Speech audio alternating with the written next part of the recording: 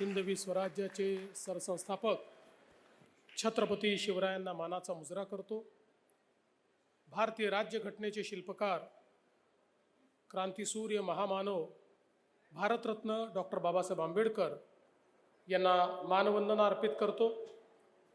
आजच्या या अतिशय महत्त्वाच्या दिनी मंचावर उपस्थित असलेले केंद्रीय राज्यमंत्री रामदास आठवलेजी, मंत्रिमंडळातील आमचे सहकारी संजय शिरसाटजी, उदय सामंतजी, भरत गोगावलेजी, अदितीताई तटकरे, विधानसभेचे उपाध्यक्ष अण्णा बनसोडेजी, मंगेश वाकडीकरजी, धैर्यशील पाटीलजी, सुनील तटकरेजी, डॉक्टर ज्योतिताई वाघमारे, या ठिकाणी उपस्थित प्रवीण दरेकरजी, भाई गिरकरजी, नागसेन कांबळेजी, पूज्य भदंत डॉक्टर राहुल बोधीजी, मिलिंद मानेजी, त्याचप्रमाणे जयदीप कवाळेजी, सुनील कविस्करजी, डॉक्टर हर्षदीप कांबळे, श्रीमती दीपा मुंडे बुधोळ, श्री किसन जावळे, श्रीमती नेहा भोसले, श्री संजय दराडे, श्रीमती आचल दलाल,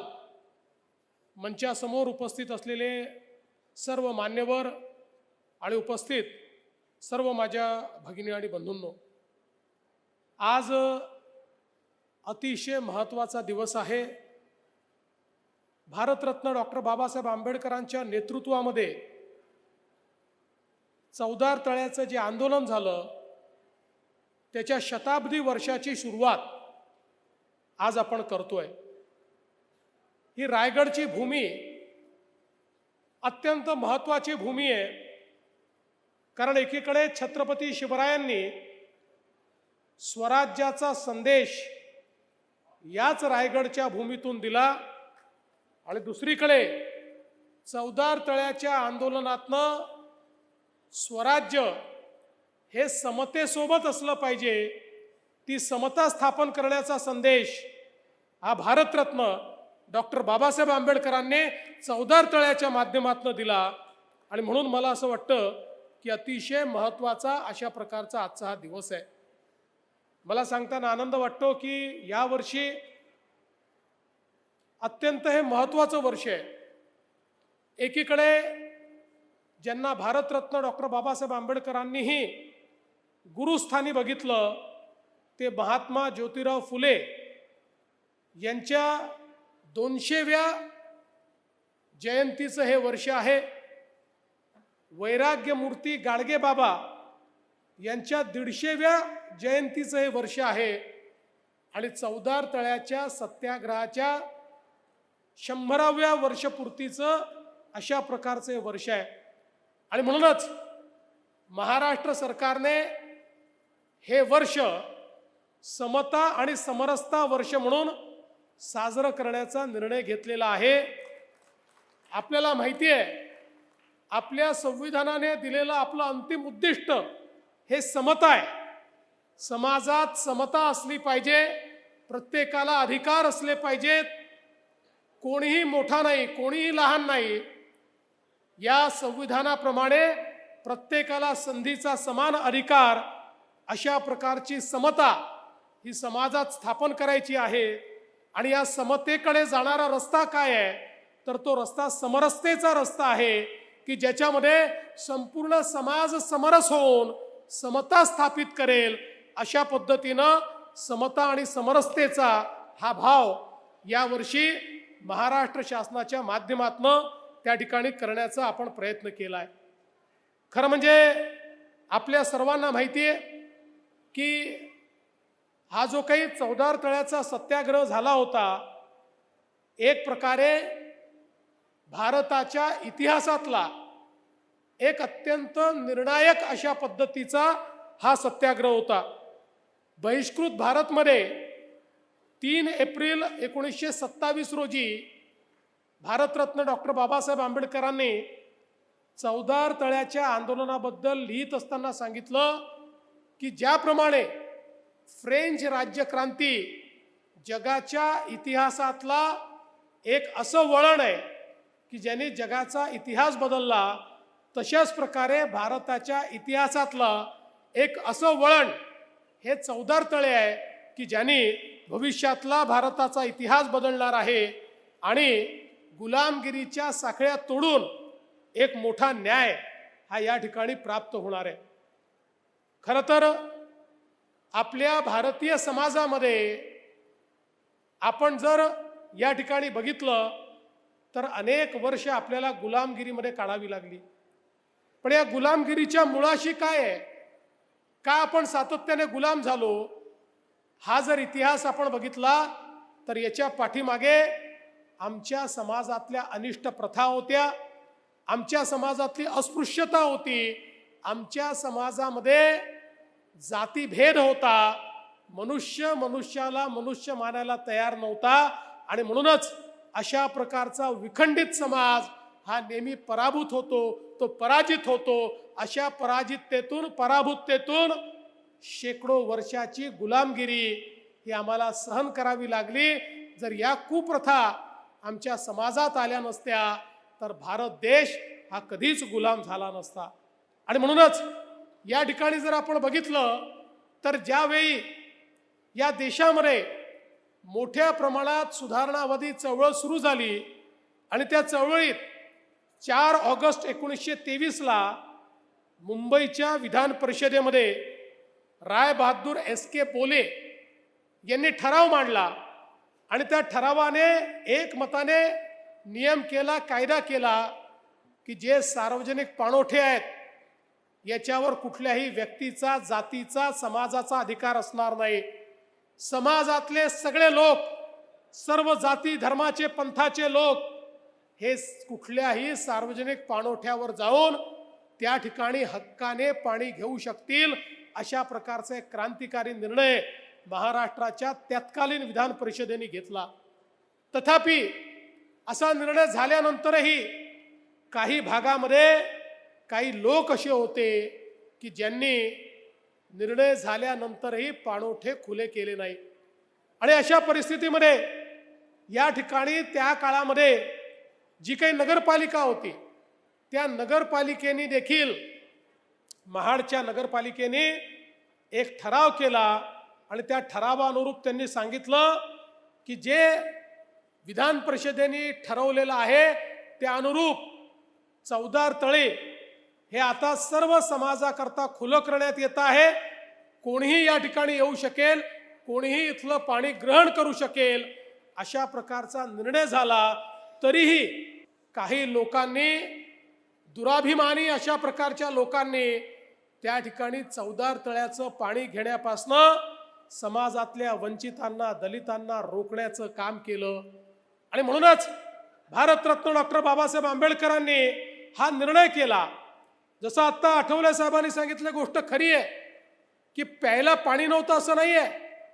हा केवळ कुठेतरी पाणी पिण्याकरता झालेला सत्याग्रह नाही आहे, तर ज्यावेळी मानवतेला गुलामगिरीमध्ये टाकून या ठिकाणी विषमतेची वेली ही फुलत होती, या सत्याग्रहाने त्या विषमतेच्या वेलीचा नायनाट करून समतेचं त्या ठिकाणी बाग फुलवण्याचं काम केलं. आणि म्हणूनच भारतरत्न डॉक्टर बाबासाहेब आंबेडकरांनी त्या ठिकाणी खऱ्या अर्थानं एक मोठी लढाई लढली आणि त्या लढाईच्या माध्यमातून एक सत्याग्रह झाला. ज्या सत्याग्रहामध्ये हे पाणी प्राशन करून आणि एक प्रकारचा संदेश भारतरत्न डॉक्टर बाबासाहेब आंबेडकरांनी दिला. त्या काळामध्ये R.B. मोरे असतील, सुरेंद्रनाथ टिपणीस असतील, फतेखान मुढोलीकर असतील, शांताराम पुतनीस असतील, केशवराव देशपांडे, गणेश सहस्त्रबुद्धे असे अनेक लोक जे सवर्ण समाजाचे होते तेही बाबासाहेबांसोबत या संपूर्ण आंदोलनामध्ये सामील झाले आणि एक मोठा संदेश या ठिकाणी देण्याचा प्रयत्न केला. पण खऱ्या अर्थानं ते करूनही हा प्रश्न संपला नव्हता. कारण हे जे काही दुराभिमानी लोक होते, जे विषमतेची वेली तयार करणारे लोक होते, हे कोर्टामध्ये केले आणि कोर्टामध्ये जाऊन त्यांनी त्या काळामध्ये मोठ्या प्रमाणात खरं तर या संपूर्ण गोष्टीवर इंजंक्शन मागितलं आणि सांगितलं की हा सार्वजनिक पाणवठाच नाही, हा आमचा खाजगी आहे, या प्रथा परंपरा आहे आणि म्हणून आम्हाला याचा अधिकार मिळाला पाहिजे. आणि आम्ही सांगू त्यांनाच ते पाणी मिळालं पाहिजे। ही लढाई भारतरत्न डॉक्टर बाबासाहेब आंबेडकर हे स्वतः त्या ठिकाणी लढले आणि विशेषतः बाबासाहेबांनी याच्यामध्ये जे अनेक साक्षीदार त्या ठिकाणी जे बाबासाहेबांच्या बाजूने उभे राहिले त्याच्यामध्ये करवीर पीठाचे शंकराचार्य डॉक्टर कुर्तकोटी, त्यासोबत थोर समाजसेवक बाळासाहेब खेर आणि वीर सावरकरांचे बंधू नारायणराव सावरकर हे बाबासाहेबांच्या बाजूने साक्षीदार म्हणून त्या ठिकाणी उभे राहिले। कोर्टाने निर्णय दिला, माननीय उच्च न्यायालयाने निर्णय दिला आणि सांगितलं अशा प्रकारे हा पाणवठा कुठल्याच व्यक्ती करता तुम्हाला अशा पद्धतीनं डिस्क्रिमिनेशन करता येणार नाही, भेदभाव करता येणार नाही। आणि त्या ठिकाणी डॉक्टर बाबासाहेब आंबेडकरांच्या प्रदीर्घ लढ्यानंतर चौदार तळं हे सर्वांकरता खुलं झालं आणि केवळ चौदार तळं नाही तर या देशातले सगळे पाणवठे या एका आंदोलनामुळे सर्वांकरता खुले झाले। मी तर असं म्हणेन की ज्या लोकांनी या ठिकाणी जातीच्या नावाखाली संपूर्णपणे समाजाला बंदिस्त करण्याचं काम केलं होतं तो बांध पूर्णपणे मोकळा झाला आणि या देशामध्ये समतेची मुहूर्तमेढ या एका आंदोलनामुळे भारतरत्न डॉक्टर बाबासाहेब आंबेडकरांनी करून दाखवली। आणि म्हणूनच मला असं वाटतं की आज ज्यावेळी 100 वर्षानंतर आपण या ठिकाणी ही शताब्दी साजरी करण्याकरता आलो आहोत त्यावेळी हे लक्षात घेतलं पाहिजे ही केवळ एका घटनेची शताब्दी नाही आहे। या देशाला जे संविधान मिळालं त्या संविधानानं जे अधिकार दिले ते अधिकार आम्हाला कुठल्या प्रक्रियेतनं मिळाले, त्याच्या पाठीमागे कुठला संघर्ष होता, त्या संघर्षातनं काय उभं राहिलं, या देशाला काय मिळालं, हा इतिहास सर्वसामान्यांपर्यंत पोहोचवण्याकरता या ठिकाणी आजचा दिवस अत्यंत महत्त्वाचा आहे। खऱ्या अर्थानं जोपर्यंत समतेच्या संघर्षाचा इतिहास हा पुढच्या पिढीपर्यंत आपण पोहोचवणार नाही तोपर्यंत या समतेचं मोल काय आहे हेही आपल्याला समजणार नाही आणि विषमतेनं केलेलं नुकसान काय आहे हेही आम्हाला समजणार नाही। आणि म्हणूनच आपण हे शताब्दी वर्ष या ठिकाणी साजरं करण्याचा निर्णय घेतला आणि त्यासोबत मी संजय शिरसाट यांचं मनापासून अभिनंदन करेन की आमच्या गोगावले साहेब सातत्याने मागणी करत होते आणि या ठिकाणी आपल्याला एक प्रकारे चांगल्या पद्धतीनं इथलं काम करायचं होतं। आम्ही सगळ्यांनी त्याला मान्यता दिली आणि आज अतिशय चांगलं अशा प्रकारचं चौदार तळ्याच्या सुशोभीकरणाचं एक काम आपण हातामध्ये घेतलेलं आहे। चौदार तळ्याचं पाणी हे निर्मल झालं पाहिजे, ते स्वच्छ असलं पाहिजे, इथे आलेल्या लोकांना भाविकांना सगळ्यांना एक आनंद मिळाला पाहिजे, इथली पवित्रता जपली गेली पाहिजे, अशा पद्धतीचं काम हे या ठिकाणी आपण हातामध्ये घेतलेलं आहे। माननीय शिंदे साहेब असतील, अजितदादा असतानाच आपण याची सुरुवात केली होती, अजितदादा असतील, आम्ही सगळ्यांनी त्याकरता मान्यता दिली आणि आज आपण त्याचं भूमिपूजन केलं आहे। मला विश्वास आहे की निश्चितपणे या ठिकाणी आपण अत्यंत कमी कालावधीमध्ये हे उत्तम काम पूर्ण करू आणि यापुढे हे 100 वर्ष जेव्हा वर्षपूर्ती होईल, वर्षपूर्तीनंतर या दिवशी ज्यावेळेस लोक येतील किंवा अन्य काळी येतील त्यावेळी इथला इतिहास, इथला संघर्ष आणि इथली पवित्रता या तिन्ही गोष्टी आपल्याला चौदार तळ्याला पाहायला मिळतील। आज या निमित्ताने मला एका गोष्टीचा आनंद आहे की ज्या लोकांवर जाती अंतर्गत अशा प्रकारच्या भावनेतनं अत्याचार झाले, अशा प्रकारचे आमचे जे अनुसूचित जातीचे बंधू भगिनी आहेत ज्यांच्याकडे अशा पद्धतीनं त्यांना मृत्यू पत्करावा लागला, आज देशामध्ये महाराष्ट्र राज्य पहिलं झालेलं आहे की ज्या राज्याने अशा प्रकारच्या लोकांच्या पाल्यांना थेट शासकीय नोकरीमध्ये आज नोकरी दिलेली आहे आणि अशा प्रकारच्या 98 लोकांना नोकरी देण्याचं काम हे आपण केलेलं आहे। आणि मला असं वाटतं की निश्चितपणे समतेकडे जाणारं एक महत्त्वाचं पाऊल आपण उचललं आहे। आज खरं म्हणजे शिरसाट साहेबांनी एक अतिशय महत्त्वाचा विषय या ठिकाणी मांडला, तो म्हणजे बोधगयेला मोठ्या प्रमाणात आपले भाविक जातात आणि म्हणून बोधगयेमध्ये आपलं महाराष्ट्र भवन असलं पाहिजे, ज्याच्यामध्ये त्यांची व्यवस्था झाली पाहिजे. निश्चितपणे मी स्वतः बिहारच्या मुख्यमंत्र्यांशी बोलून त्या ठिकाणी जागा मिळवीन आणि आपण महाराष्ट्र सरकारच्या वतीनं एक चांगलं भवन हे त्या ठिकाणी तयार करू. आपल्याला कल्पना आहे की मागच्या काळामध्ये ज्या ज्या महत्त्वाच्या घटना आहेत त्यामध्ये अत्यंत मोलाचं काम आपल्या महाराष्ट्र सरकारने केलं आहे. मग जसं शिरसाट साहेबांनी सांगितलं, पीपल्स एज्युकेशन सोसायटीला त्या ठिकाणी 500 कोटी रुपये आपण दिले आणि भारतरत्न डॉक्टर बाबासाहेब आंबेडकरांनी शिक्षणाकरता ज्या व्यवस्था उभ्या केल्या होत्या त्या सगळ्या व्यवस्था योग्य असल्या पाहिजेत, बिल्डिंग चांगल्या असल्या पाहिजेत, त्या चांगल्या चालल्या पाहिजेत. या दृष्टीनं आपण हे काम केलेलं आहे. आज आपल्याला कल्पना आहे की चैत्यभूमीवर इंदू मिलचं जे आपलं स्मारक आहे, जवळपास सिव्हिलचं वर्क हे 80% पूर्ण झालं आहे. पुतळ्याचं काम देखील आता अंतिम टप्प्यामध्ये आहे. लवकरच अतिशय सुंदर अशा प्रकारचं भारतरत्न डॉक्टर बाबासाहेब आंबेडकरांचं स्मारक हे त्या ठिकाणी सुरू होईल. मागच्या काळामध्ये जपानच्या कोयासान विद्यापीठामध्ये आपण बाबासाहेबांच्या पुतळ्याचं अनावरण केलं. लंडनमध्ये भारतरत्न डॉक्टर बाबासाहेब आंबेडकर राहून ज्या ठिकाणी ज्या घरात राहायचे ते घर विकत घेऊन तिथे म्युझियम आपण तयार केलं. नागपूरच्या दीक्षाभूमीला 200 कोटी रुपये देऊन त्या ठिकाणची सगळी व्यवस्था आपण तयार करतो. आणि एक आपला अनफिनिश्ड अजेंडा होता. मागच्या काळात जेव्हा मी लंडन स्कूल ऑफ इकॉनॉमिक्सला गेलो होतो त्यावेळेस त्यांना विनंती केली होती की या लंडन स्कूल ऑफ इकॉनॉमिक्सचे एक रिव्हियर्ड अशा प्रकारचे स्टुडंट, एक स्कॉलर भारतरत्न डॉक्टर बाबासाहेब आंबेडकर राहिले आहेत आणि म्हणून आम्हाला या लंडन स्कूल ऑफ इकॉनॉमिक्समध्ये एक डॉक्टर बाबासाहेब आंबेडकरांच्या नावाचं अध्यासन तयार करायचं आहे. त्याला तुम्ही परवानगी द्या. आत्ताच मला सचिव सांगत होते की आता जवळपास त्या प्रस्तावाला ते तत्वता मान्यता देत आहेत आणि अशा प्रकारचं एक अध्यासन हे भारतरत्न डॉक्टर बाबासाहेब आंबेडकरांच्या नावाचं आता लंडन स्कूल ऑफ इकॉनॉमिक्समध्येही त्या ठिकाणी सुरू होणार आहे. आणि 2 आपले विद्यार्थी PhD हे दरवर्षी त्या ठिकाणी करतील अशा प्रकारची व्यवस्था देखील आपण करतो. खरं म्हणजे आज मला या निमित्ताने सांगायचं आहे की भारतरत्न डॉक्टर बाबासाहेब आंबेडकरांनी या देशावर जे उपकार केलेले आहेत ते आपण कितीही जन्म त्या ठिकाणी कार्य केलं तरी फेडू शकणार नाही.